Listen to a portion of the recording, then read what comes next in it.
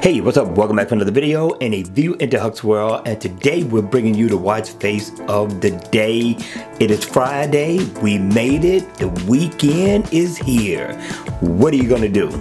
Hit me in the comment section below, let me know what you got planned. Me personally, more work, more videos.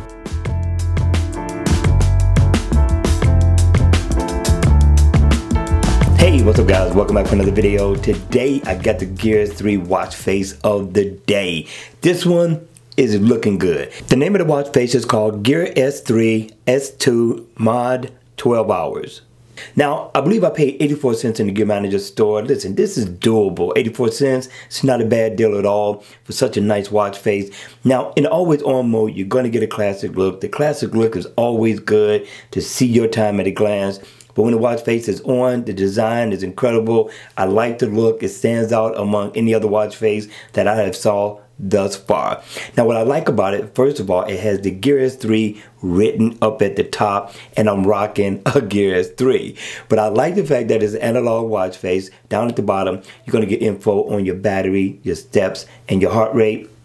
And on both side splits, you're gonna get your day and you're going to get your date on the opposite side, which is the right side. And then up at the top, which is what I love, if you know me, you know I like conveniences. You get your music, you get Find My Phone, that's what that symbol is for.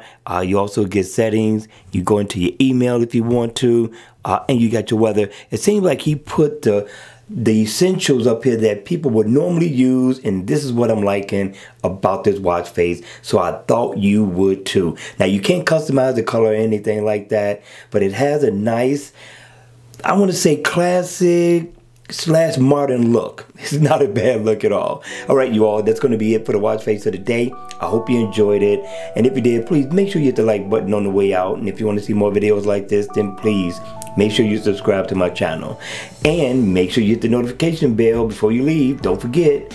And as always, I will see you all at the next video. Take care.